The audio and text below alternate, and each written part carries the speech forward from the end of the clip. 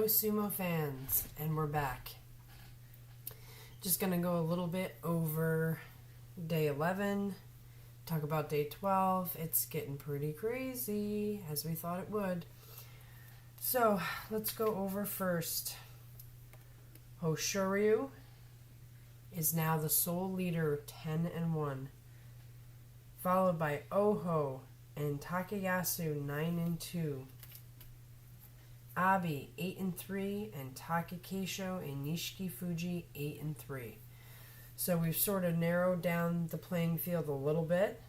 We're getting very close to, the 8-3s being taken off this list, if Hoshoryu can stay dominant.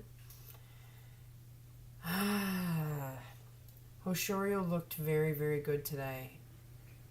And I would be tempted to say this is his tournament, if not for the fact that Takayasu seems to be keeping pace. And there's just something about his experience and his, story of getting so close to the end and almost winning that title that I'm having a hard time betting against him.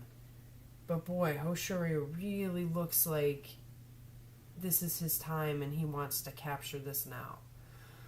So I don't know if I can really venture a guess as to what's going to happen by the end of this tournament, but I do believe it'll come down to the final day. We'll see. So right now, Hoshoryu is in the lead because Oho finally lost, and it was Abi who took a loss off of him. What happened to Oho today is what I kind of expected to happen. I thought it would have happened a lot sooner, but I expected that Oho was not going to be able to keep going. There's still a little bit of me that thinks the loss today will probably result in more losses. I don't necessarily think Oho is going to keep pace. I think there's a really good potential that he... first of all, he's fighting Hoshoryu tomorrow. And that's really going to show you all you need to know. So I can speculate, but we're going to have an answer tomorrow on day 12. I believe Hoshoryu is going to beat him, and then that knocks Oho down into the 3 spot. However, this whole thing gets flipped on its head in this scenario. Hoshoryu's got to be nervous at this point. And, we've been talking about, every time we have a show, that Hoshoryu looks a little green. He's got all the tools. He's gained the weight. He has all the techniques, but something isn't right. Will that nervousness come back to haunt him, especially going against Oho, who is his main competition? Apparently they came up in sumo together, so they're no strangers to each other. They're basically on the same path. They're both the legacy guys. So there is a chance that Hoshoryu makes a mistake tomorrow. If that happens, then all predictions go out the window. But I'm going to take a guess that Hoshoryu is going to win tomorrow, and Oho is going to sort of bow out. Takayasu is fighting Ruden tomorrow. Now, Takayasu is the guy that has disappointed many, many times. He is the guy that falls off somewhere around here when he shouldn't. But usually the competition that he has, that he's fighting for the championship, are the veterans. It's Teruno Fuji. Tamawashi stopped him last time. Takayasu in previous times. There's got to be something deep within Takayasu that says, this is my time. Hoshoryu's a young guy. He's going to be the future. But this is my opportunity. So I'm going to guess that Takayasu will defeat Ruden tomorrow. And so we're going to have, Hoshoryu 11-1, Oho 10-3, Takayasu 10-3, or 10-2. That's my guess. Now our outliers are Abi and Takakeisho and Nishiki Fuji. Abi was, Abi did what he needed to do to take out Oho. He should win that match based on his experience, based on where he's come recently, where Abi was in conversation for Ozeki contention, which would be really nice right about now if he was a serious contender. But Abi's looking a little beat up, and he's also looking a little figured out. So I'm not surprised that he beat Oho, but I would be very surprised if he stays in the tournament race. I also expect him to fall off. He's going against Wakataka Kage, who, leading up to this tournament, he had his head full of Ozeki dreams and title contention, and it's not working out. So it's almost like Hoshoryu and Wakataka Kage have swapped roles here, because for the longest time Wakataka Kage was, now he was the guy, he's the anointed one, he's the next young guy who's going to come up and save Sumo, and now and Hoshoryu was trying to catch pace, and now they've completely reversed. So I don't know what we're going to see from Wakataka Kage tomorrow. He should be able to beat Abi. I think Abi's very beatable right now. I don't exactly know where his head is at and his physical condition. He's got an awful lot of bandage on the elbows. So I think that matchup is a toss-up. It could be Abi, it could be Wakataka Kage. It has a lot to do with what kind of condition people are in. The other 8 and 3s are Takakeisho and Nishiki Fuji, and they are fighting each other tomorrow. So this is an interesting one, because Nishiki Fuji's coming in with, wanting to fight for his stablemate. There's a lot of young guy brotherhood kind of stuff going on with him. And he's going up against Takakeisho, who, this should be his tournament. He should be Hoshoryu. He should be the 10-1. He should be dominating. He should be in the conversation. And unfortunately, tournament after tournament after tournament, Takakeisho finds himself in this position. Almost the exact same position. 2 losses off from the top, and sort of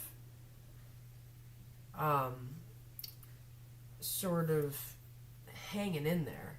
I mean, you can see the effort. You can see him trying his absolute hardest and scraping for every win. And he's a strong guy. That's why he is where he is. He's one of the strongest guys in sumo, or he wouldn't have maintained Ozeki while so many others have failed. But he doesn't look that sharp. He should beat Nishiki Fuji tomorrow, but Takakeisho is known for losing some rough matches. So this is another toss-up. I was kind of holding my breath when he was fighting Hokuto Fuji today. Luckily, it was straightforward, no shenanigans from either party. Seemed like the respect was back between the two, and we can move forward. So I'm not going to guess on the winner for Takakeisho Nishiki Fuji. It seems like it's a complete toss-up. But I don't know. It feels like Hoshoryu's tournament to lose. But at the same time, I can't bet against Takayasu. I know he's going to win eventually. And every time he's in it, it's the same story where it's like, how can he possibly lose this time? Well, he's one behind. That's how. So, hello, Daniel. Daniel says, pretty sure Abi had surgery done in his elbows, which is why he was Kyujo last Basho. I totally forgot about that. So that would explain why he's a little inconsistent right now in terms of some of these victories are coming in, and some of them it's like, nah, Abi wasn't in it now. I don't know if it's rust or if, has he made a complete recovery from the surgery? I mean, anytime I've ever had surgery, I don't go right back into a ring, so I wouldn't know, how capable someone is after having a surgery only one tournament ago. Has there been any reports or anything that you've seen. And for those who are in the chat, welcome. Do you have any guesses as to who's going to win this tournament? Especially with a couple of guys facing each other tomorrow.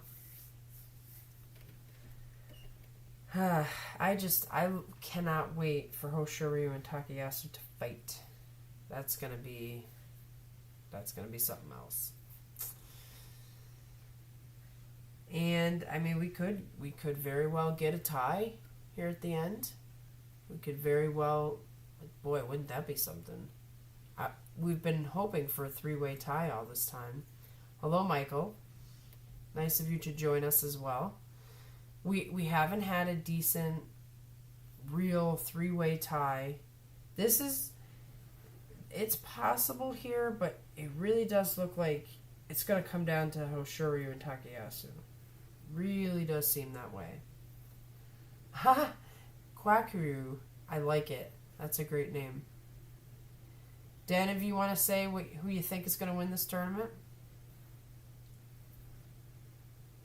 Michael says, my guess is Hoshoryu, but who knows?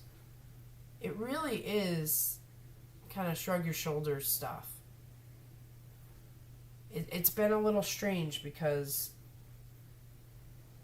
all these guys are in it that aren't usually the guys you're talking about, with the exception of Takayasu, and I would say Takayasu too. And then you have the fact that, you know, there's not really a super dominance going on. You could kind of say Hoshoryu is dominating. He looks really good, but I don't feel that aura like, this is his. He's not going to make any mistakes. Q Breezy says, Takayasu already beat him once. If he does again, it'll be in a tiebreaker match. That's right. I'm losing my mind here. After I made that statement, I'm like, wait a minute. I think they already fought. So Takayasu does not have to face him again unless there's a tiebreaker match. Hoshoryu doesn't really have any serious competition left except for Takayasu. And Takayasu is always, like I said, Takayasu in the past has dominated Hoshoryu. Has absolutely dominated him. But all bets are off right now. Hoshoryu is looking the best. Takayasu, like I said, he doesn't look sharp. He looks hungry, but he doesn't look sharp. Stargazer says, I hope for Takayasu the bear has awoken. I do too. Oh, do I. It's hard to root against Hoshoryu because, and I wouldn't say I am, but it's hard to root against him because he wants this so bad and he's worked really hard. But Takayasu, he's got to win at some point. He has faced the hardest losses I've seen in my time watching sumo. And then he comes back stronger. It has not defeated him like it would another man. Every time you think, okay, another slow walk, another devastating defeat, there's no way this man is coming back again. It's just not right for him. He comes back even stronger and he's in the conversation again. I mean, that's inspiring. Quackaroo says Hoshoryu wins outright. Very possible with him being in the position he's put himself in. He could just keep winning and it's not even a conversation. Q Breezy says, I think Takayasu's look the best. I doubt Hoshoryu wins out, so I'm hoping Takayasu holds his nerve. It really is. I mean, Takayasu's not in control of his destiny because of Hoshoryu, being in the lead. But it does always seem like it's Takayasu's to lose. So if Oho manages to beat him, it's possible. It's very possible. Then we're talking about a whole different picture. Hoshoryu should have Oho, Kiribayama, Takayasu, and Wakataka Kage. What's interesting about that is Hoshoryu definitely can beat Kiribayama, definitely can beat Wakataka Kage, but he could also lose them as well. Those are the three guys that are sort of been lumped together, sort of coming up making their stand at the same time. Those are all toss-up matches to me. Kiribayama's he's doing what he does, where he looks really great in some matches, and then other matches, either it's very, very close, or he just has an off match, and he just can't put it together to do what Hoshoryu or Wakataka Kage have done. So I don't know about Kiribayama. Wakataka Kage's got something to prove, and him and Hoshoryu have had epic matches. Like, absolutely epic matches. And I expect no different. And once again, Takayasu has pretty much dominated Hoshoryu, but Hoshoryu is kind of on to Takayasu now, so unless Takayasu blows him away, which is how he usually wins, Hoshoryu, he's going to get the belt. He's got to get the belt, and then Takayasu's in trouble. Daniel says, honestly, I feel like Hoshoryu has had some swagger about him in this basho, but Takayasu and Takayasu have the experience. I couldn't have put it better myself. Hoshoryu looks like the man to be. If you just came into sumo for the first time, you've never seen any of these guys before, you would look at Hoshoryu this tournament and say, oh, that guy's going to win. But you cannot discount how many battles Takayasu's been in. And you can't discount Takayasu. I mean, Takayasu is one of the hardest workers out there since he was a kid. And he is hungry for another title, and he is hungry to prove himself in Ozeki because everybody else is completely falling apart. Daniel says Hoshoryu will be Ozeki next year for sure. He better be. I mean, with the performance that he's putting on now, my hopes are high that this is it. He's making his stand.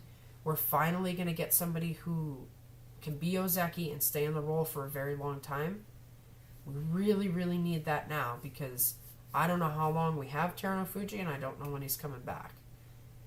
And obviously Hoshoryu is eyeing the top prize, but of course that'll probably make Asashoryu even crazier, and he'll have to block him on his phone or something. Quackadoo says Takayasu has had so many chances to win, though. He has. But he has earned those chances. He's lost to those tournaments. There's no question about it. It was on him. But he's earned every single chance he had to win. If you keep putting yourself in a winning situation, odds are you're going to win at some point. I really hope that's the case, though. I have these visions of seeing Takayasu at his retirement session, or his retirement ceremony, talking about his accomplishments, and I really hope getting a tournament win is in that list of accomplishments instead of him apologizing to us or something.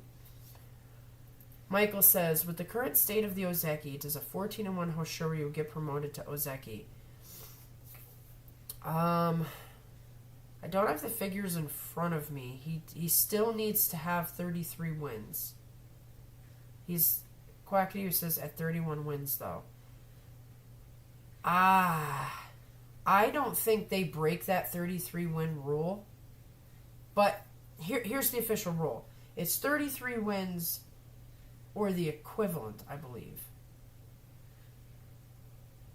If he wins the Yusho, only if he wins the Yusho does it throw that as a possibility. If he does not win the Yusho, no, he does not get Ozeki. If he wins the Yusho, I know they're going to be tempted, but I don't think they'll do it. Because they've been burned a lot of times. I mean, at this point, with Takayumi is a complete lesson in caution. Because, yes, he did do what he needs to do to become Ozeki, but he had this pattern where he was great, and then would fall off, but not enough to fall out of Sanyaku. He really never demonstrated that he was dominant enough to actually be able to keep Ozeki. Getting Ozeki and keeping Ozeki are two different things. If they want to really develop Hoshoryu, especially his confidence, they're best off waiting. But of course, you have the wild card of injuries. Injuries, you never know what tomorrow's going to bring. So Daniel says they'll want to see some sustained double-digit scores, I would think. Quackadoo says, but the Yusho. Q Breezy says, Tougher to guess Takayasu's schedule. Ryuden, Kotonowaka, Abi, maybe Oho tomorrow. Well, tomorrow Takayasu's fighting Ryuden. After that, he's definitely going to fight Abi. He's definitely going to fight Oho. We just don't know what shape Abi and Oho are going to be in after tomorrow. Like I said, I think the Abi-Wakataka Kage match is really up in the air. Because Abi's actually overperforming considering his surgery. But he's a wild card. And Wakataka Kage, he's underperforming. Sometimes that underperformance will kick you into another gear and you really want to win. So, because sumo matches are won basically at the Tachi-ai, and they're won and lost based on who has the perfect sumo, anything could happen there. Takayasu and Ryuden is interesting because, those two guys have been around for a while. They faced each other. Ryuden wants to prove something. He can beat Takayasu. I don't expect him to. Michael says, I'm hoping Hoshoryu and Takakeisho try to hank at each other. I think that might break the dojo. Okay, so my thoughts on Hoshoryu and Takakeisho, and boy, I better not be wrong about this, because I'm really sick of hankas. And already Hoshoryu pulled the hanka not hanka on Sadano Umi. I decided not to make it a big thing, but I didn't like it. I'm like, come on, man, you're going for the Yusho. Why are you doing this? I expect Hoshoryu and Takakeisho to go head-to-head, crazy crash in the center. If Hoshoryu is feeling like he has something to prove. If Hoshoryu is feeling like, I'll just hanka if I want, because I want the belt, I could see him doing it. And maybe he could use the justification of what Takakeisho did last tournament. There seems to be a lot of, it's okay to do it because the top guys did it. I hate that stuff, but I could see him trying to hanka. But either way, I see both of those guys as kind of hot-tempered. I had no idea how hot-tempered Takakeisho was until I watched the Sumo Stew video, and it showed how he used to be basically what Hoshoryu is now, and then he had to temper that to be Ozeki. So those two in the ring has the potential to be super intense. And I remember one of the fights that Hoshoryu lost to Takakeisho, he refused to bow, and the Gyoji made him come back in and bow properly. So there's intense blood there, especially with, I don't know if you guys remember the Takakeisho Tobizaru match that happened the other day. That was the first match where, first of all, Tobizaru got pummeled. He won the match, but he got pummeled. But also, he wasn't smiling at the end. He looked really, really upset. Tobizaru smiles whether he wins or loses. He looked upset. So Takakeisho has the ability with the slapping battle that he likes to get into to really, really fire Hoshoryu up. We could see some stuff we don't usually see in sumo. Kwakadoo says Shodai was promoted at 32 wins and a Yusho. Yes, I do know that this is a possibility. As Daniel's saying, Shodai's promotion at Ozeki wasn't just the 32 wins. He also had double-digit basho, 4 out of 5 basho leading to his promotion. Hoshoryu had single digits. Remember that Takakeisho was forced to get more than 33 wins to get Ozeki. He made it just to the 33 wins, and they wanted to see more, and they made him do a whole other tournament. And that was because they didn't really believe in him, for one. For two, he was very young at the time. I think he was 22 at the time. So Hoshoryu is in sort of the same thing where he's young, and he hasn't consistently put together the kind of tournament he's doing right now. If they want to make sure that his confidence doesn't get totally shattered, and he makes Ozeki and then he gets dumped out, they're probably best, whether he wins or loses, making him get over the 33 wins. With that being said, the state of Ozeki is abysmal. We have Takayasu. That's it. That's who we've had all this time, and he's been in the Karaban, not Karaban situation. He's finally starting to put it together, but you know, we have a Yokozuna, but one that's, you know, he's on his way out sooner. He's closer to leaving us than being with us. So it just depends on how they decide to make that decision. But of course, Hoshoryu still has to win. So Michael says Toby paid for that win. He did. I was out of breath after I watched that. I felt like I was watching two guys fighting in a back alley. And I'd never seen Tobizaru, first of all, match the aggression like that. But second of all, like I said, he was not happy when it was over. I've never seen that expression on Tobizaru before. And it was sort of interesting because, you know, there were a lot of doubters when he came into Sanyaku, and he's out to prove himself. And, you know, going toe-to-toe with Takayasu like that is a pretty good sign that, you know, he deserves to be where he is. And I hope the ultimate result is that he gets through with the Kachikoshi. But, you know, wouldn't be surprised if there was a concussion there. Or, you know, that was not a match he ever wants to have again, unfortunately. So, we really have a crazy situation on our hands. I'm not going to live stream tomorrow because it is American Thanksgiving. Probably going to be way too... I'm not going to miss Sumo, but I'm going to be way too out of it to want to try to do a live stream. But I'm going to try to come back on Friday. So, you know, we can chat again on Friday if, you know, I'm sure there's going to be plenty to talk about.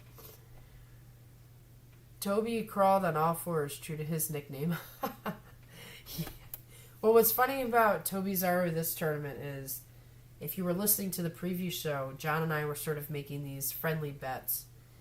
And one was about how many times Tobizaru would fly out of the ring. And the over-under, I believe, was 3. I don't think Toby's flown out of the ring at all this tournament. I was the one who said, I think Tobizaru, we're going to see a new Tobizaru who's very, very serious and isn't going to go flying out of the ring. And that is true. He's standing his ground, but now he's crawling all on fours. I hope he didn't get a concussion out of that match, and that's why he's, you know, kind of fallen off a little bit, but he's still... I love Tobizaru. He has all the personality and all the effort, and it just wasn't quite translating, and now it's starting to translate. So I have high hopes for him, but I'm also a little concerned that, you know, the top guys, they're animals. I mean, Teruno Fuji, a lot of these guys, I mean, would Hoshoryu be where he is right now if we have a Teruno Fuji at the top? Now, we know Teruno Fuji's knees were starting to break down prior to what happened now, so he was becoming beatable. But at the same time, like, all you'd have to do is get you in that Kimidashi, and you're done. And Hoshoryu still is on the lighter side, even though he has gained a pretty good amount of weight. He's nothing for Teruno Fuji to just pick up and throw out of the ring. Absolutely nothing at all to do that. So Teruno Fuji, you know, him being around changes his picture quite a bit. He also inspires Takayasu as well. So Daniel says, yeah, by Friday we should have a clear picture of the true Yusho contenders. I'm hoping that, you know, it still stays close. You know, that we don't get Oho loss, Takayasu loss, Abi loss. You can't go wrong with Takayasu and Nishiki Fuji because they're both 8-3. I want to see the guys who are in it stay in it. And, you know, make this interesting. Because it's no fun when, you know, you get to day 14 and somebody's already won. And then you watch day 15 to see the Darwin matches to see who's going to do what. That's not as fun as, you know, on day 15 saying, are we going to have a playoff? Who's going to win? What's going to happen? So, Friday night, definitely going to come back. Hopefully I'm talking about, who's going to win versus, Hoshoryu ran away with it.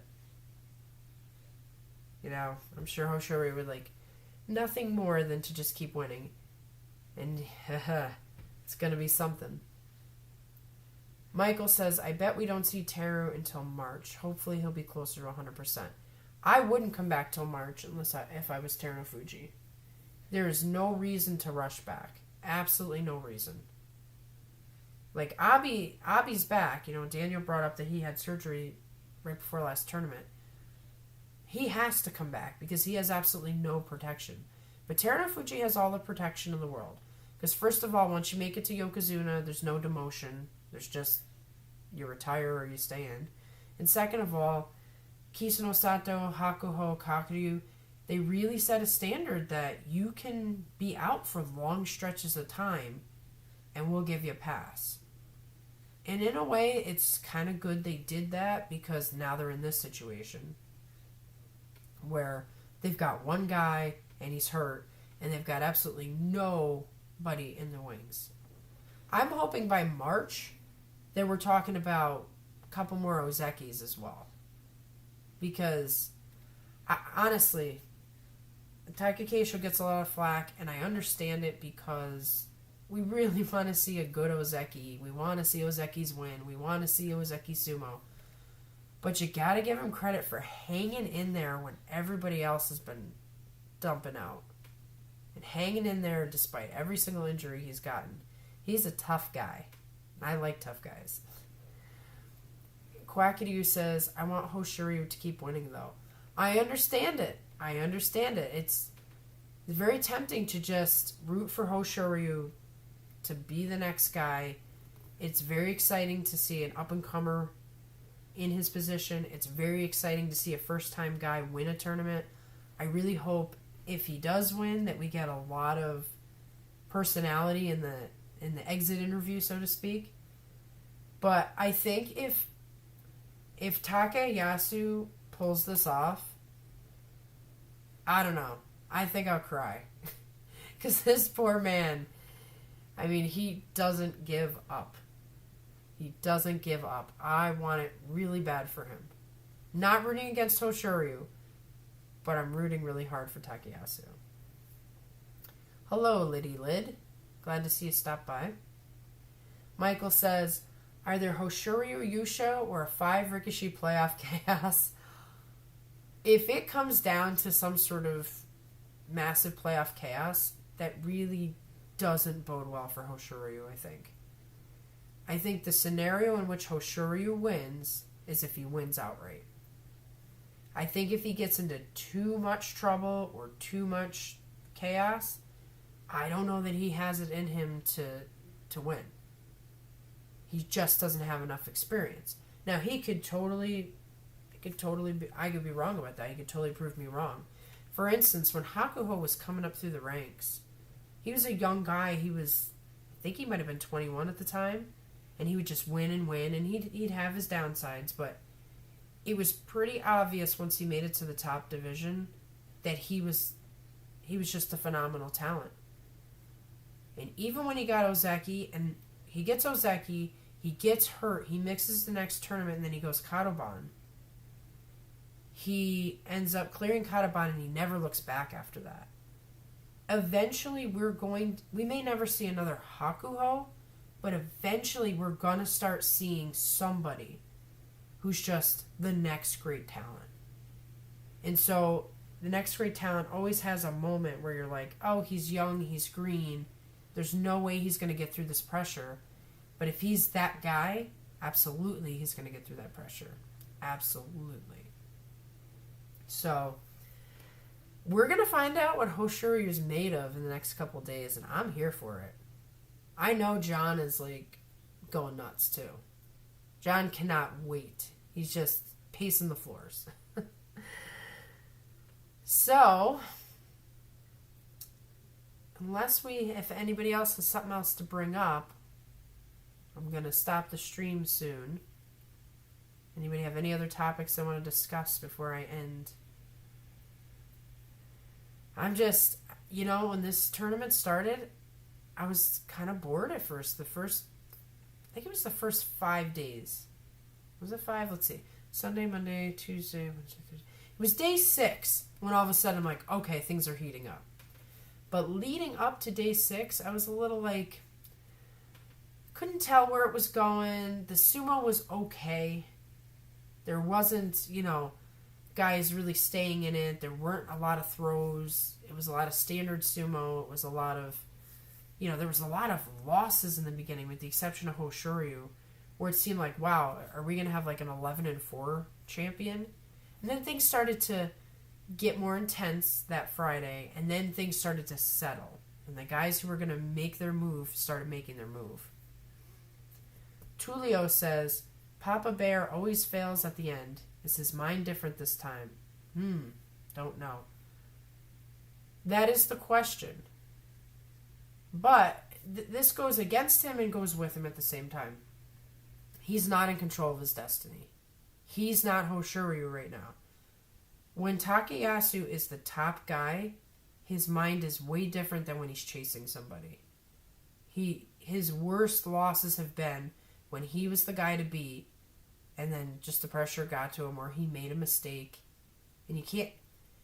It's a game of inches. You can't make a mistake. And with Takayasu, he's come close so much that it's hard for him to settle that down. And right now, he's got nothing to lose. He does, but he doesn't. If you're coming from behind, you can sort of output all the power you want, because if you don't put it all out in the dohyo, you're not going to win anyway. So you have no choice. You can't hold back. Whereas when you're the top guy, you can have the tendency to hold back. So I think he's in a great position to win. I've always said to John, Takayasu has to be coming from behind to win a tournament. However, then you have to rely on that top guy to lose. Such a big risk. Quackadoo says, so many questions, time will tell. Yeah, this is going to be an example of, we all get up, or everybody might be on a different time zone here. I wake up very early in the morning to watch sumo. It's not that long from now, actually. And I feel totally different than I did just a couple hours earlier. And I'm like, well, everything's changed. That's crazy. Because it's kind of hard to keep every scenario in your head fresh while you're watching it. So, I think this has been a very great session. I wasn't sure because I came on even later tonight than I did the night before. But it looks like everybody's here, so that's really, really cool. Thank you all for coming and participating and throwing your ideas out there. That makes these live streams way more interesting when I have someone to talk to. So, for all of you who are American, happy Thanksgiving to you. Hope you have a great holiday. Daniel, wait, do you watch it live? Sometimes is the answer to that. Depends on how hectic it is. So, there are ways to watch it live. There's packages, there's YouTube, there's different things. There's always some way to catch it live. So if I am really fired up about sumo and I wake up at 4 or 5 o'clock in the morning, actually I think it has to be 3 or 4. If I wake up at 3 or 4, I'll watch it live. Always on Sundays, NHK World will do the live, they'll do the second half live. So you can always watch it on the Sundays live. Stargazer says, if Takayasu wins, I'm gonna cry when he meets up with his ex Kisano Sato. That will be amazing. Because I'm pretty sure Kisano Sato's been ringside judge this whole time. This will be like when Terano Fuji won and his coach was ringside. Kisano Sato will cry. I have no doubt Kisano Sato will tear up if Takayasu wins. So Takayasu is like Seabiscuit, always from behind. Yep, Takayasu has to be coming from behind to keep his mindset fresh. Tulio, I'm sorry you arrived late, but I'm happy that you came at all. I love seeing you pop up. Michael says, cheers, have a happy Turkey Day. You as well. And Daniel says, last time I watched it live was Hakuho versus Teruno Fuji for the U Show. I also was watching that live and I got myself into trouble. That's the first time I got into trouble with the 42 Opinions group. So I'm watching it live and then I'm going to go and record. Me and John couldn't get together, so I was going to record a separate recap show from him. So I watched it live and I recorded immediately after watching it. And I was so, like, angry at Hakuho for doing the whole yeah thing at the end for a couple of reasons. One was I was a little worried, about Teruno Fuji just getting demoralized and we were going to lose out in the future. But the bigger one was I had no idea Hakuho was going to retire. I should have known. I really should have known the signs were there. So I was so worried that he was going to get punished again by the Sumo committee. I'm like, why'd you have to do that, man? Why do you have to get yourself in trouble again? Like, I'm thinking as if we're going to have more tournaments with Hakuho. Once I learned that he not only was retiring, but that had been the plan all along, absolutely you should celebrate. His reaction makes perfect sense, even if it's Sumo. If this is your very last time, you don't think that you're going to make it. You don't even know if you're going to make it to the end, and then you beat the top guy. I mean, how can you not? Yeah, I did think he broke Teru's arm. That was another thing. I was like, wow. Not only did he almost break this guy into pieces on the ground, but now he's like rubbing in his face. That's how it looked. And I came out immediately. I'm like, Hakuho, blah, blah, blah. You're such a problem, blah, blah, blah. And then everybody was mad at me. And then, it just, when you react fresh, that happens. I mean, I'm as competitive of a person as it gets for someone who's not actually competing in the sport. I'm a very, very competitive person. I'm a very passionate person. When I see something happen, I react. It's the same as the Takayasu Henka video. I was really, really mad about that Henka. For the fact that I didn't want people turning on Takayasu. I didn't want his whole career defined by it. I didn't like what he did to Hokuto Fuji. But at the same time, you just roll with it. That Hakuho moment. What a great time, Daniel, for you to be watching it live. That's all I can say. You should try to watch it live again, but nothing is going to top that for a very long time, if ever. To be sitting there not knowing who's going to win, watching it live, there was nothing like it. Wow. I want to go back and listen to my post-tournament reaction, because I was just going through a lot. That was intense. But like I said, once I go back now, Hakuho's reaction makes sense. Teruno Fuji ended up not being injured, and that ended up being one of the moments in sumo that I will absolutely never, ever forget. And Hakuho has been really, really awesome in retirement. I miss him very much. But he does lots of interviews. You can find him all over YouTube.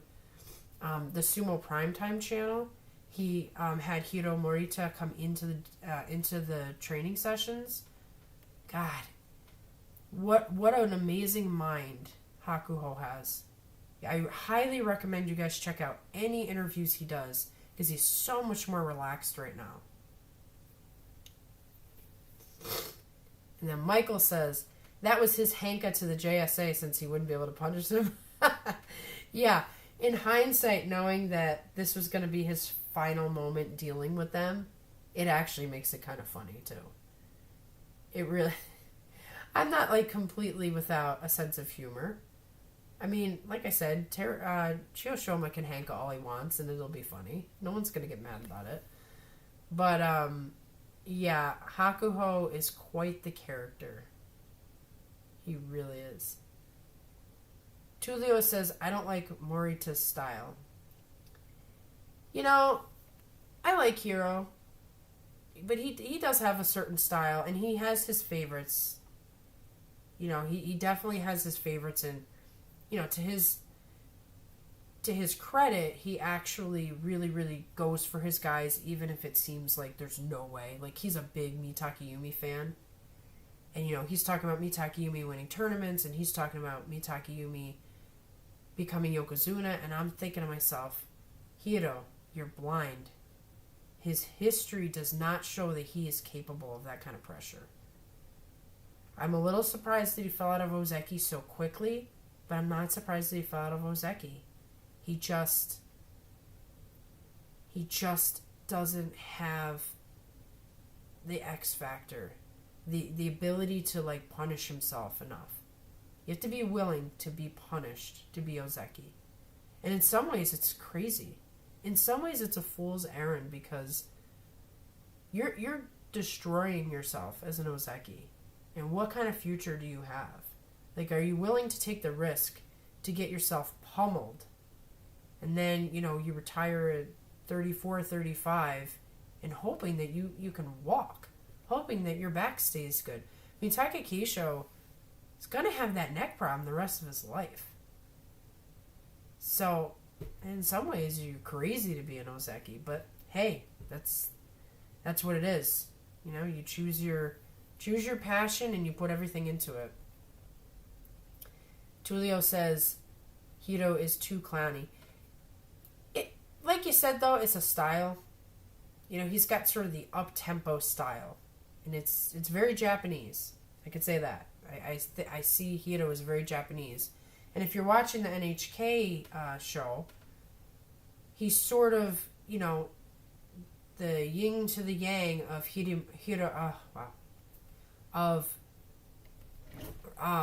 Murray Johnson and John Gunning. Because those are the two foreign guys. Murray Johnson is like stiff upper lip Australian who, man, he will call you out. And John Gunning, you know, he was in sumo. He's like sort of the resident expert. You know, he did sumo in Ireland, and he has sort of a, like, one of the guys feel to him. So Hiro's gotta sort of be the amp up guy. He might be very different outside of his, you know, his persona. Michael says he loves saying Wakataka Kage 100 times each match. Come on, don't you like saying Wakataka Kage? Try saying it twice fast. Wakataka Kage, Wakataka Kage, Wakataka Kage. Come on, it's a pretty cool name. Daniel, I love the campiness of it, especially how after they have the guests say Sumo Primetime, they have the camera shot last just long enough for it to be awkward. I agree with you. I love watching the sumo wrestlers say Sumo Primetime, because you can tell they're like, ugh, you really want me to speak English? And I'm like, that's how we sound when we're trying to say their names. When we're trying to say these wrestlers' names, it's exactly the way it sounds to them when they say Sumo Primetime to us.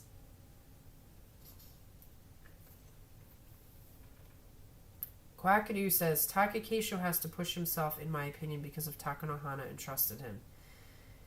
That's a big part of it, but also it's his father. Chris Sumo had this great video when he first started about the history of Takakeisho, how he came to get into sumo, and his father. And that's actually what got me. I was already sort of interested in Takakeisho for the reasons that, you know, kids get into wrestlers. I liked his purple mawashi. It's the perfect shade of purple where it's almost blue, but it's purple. So that got my attention. The fact that he was young and powerful got my attention. But when I watched that video, I was a Takakeisho fan for life. Essentially, his dad wanted Takakeisho to be a sumo wrestler, and he put him through hell as a child, force-feeding him, forcing him to train in these crazy ways at a very, very young age. His dad was a huge fan of Takanohana, which is why he named Takakeisho Takanobu. He actually named him after Takanohana. And then, you know, he's pushing his son, and then his son gets into Takanohana's stable, and then everything falls apart. I don't know what goes through Takakeisho's head. He's had he's had his dad, he's had he's got, at what point does it translate from dad's dream to my dream? I definitely think that did happen. But it was dad's dream. And Takanohana was dad's guy.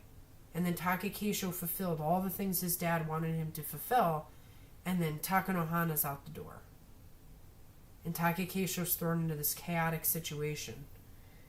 And, his stable has not been stable either. I mean, so many guys have been kicked out because of scandals and problems. So, I don't know how he feels about Takanohana today. Certainly at the time that he was the stable master, he wanted to prove something to him. But the question is Takakeisho trying to... how does he... I know I have the feeling that he has a good relationship with his dad. Because his dad was in the audience the times that he's won. But the question is, has Takakeisho gotten to a point where he's doing this now for himself and he doesn't think about dad and he doesn't think about Takanohana? He just wants to be, Takakeisho the Ozeki? Or does he still feel like he has to show off to his dad? I don't know. I mean, he's getting older and older every year, so... The next time Takakeisho wins a Yusho, and if you see his dad, then you might get a hint. Michael Figueroa says, dang, he's the sumo version of Earl Woods. I don't know who Earl Woods is, so you'll have to expand upon that. Daniel says, crazy thing is it worked. Look at his junior high teammate Bushozan, who is a similar build to Takakeisho, rank and filer in Juryo, and Takakeisho's Ozeki. Yeah, that's true. I mean, that's the crazy thing, right? So when Chris Sumo put that video out, a lot of people commented and they're like, that is child abuse. And you could certainly make a case for it. I mean, Takakeisho really didn't like to eat, and his dad was force-feeding him cheeseburgers. He was forcing him. He was punishing him. He was putting him through just stuff that's not okay. And I'm not going to excuse it, and I'm not going to get into it, because I wasn't there. It's hard for me to give an opinion on that. I mean, I wouldn't do that stuff. I think that's crazy. But at the same time, it did work. And it's hard, when you get interested in a sport like sumo, it's really hard sometimes to say what is right and what is wrong, even though you kind of know what is right and what is wrong. What his dad did was wrong, but it got this crazy result. So, I don't know. And that's a really, really tough one for me. Quackadoo, loved watching Takanohana on the TV show that he won, though. I don't know what TV show you're talking about. Oh, Tiger Woods' dad. Okay, I did not know that about Tiger Woods' dad.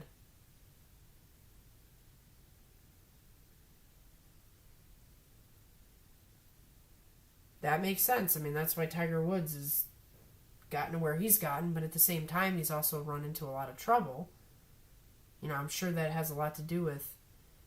I mean, geez, how you're treated as a kid really affects you later on in life. You can overcome it, but at the same time, it never leaves you. There's just parts that stay behind because that's who you are now. Tulio said he trained him like Conan the Barbarian, pushing that hamster wheel since he was a kid.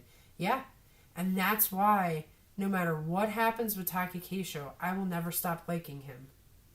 Once I hear a story like that, like if I really know the background of somebody and I really feel something for it, I'm just loyal and I can't back away.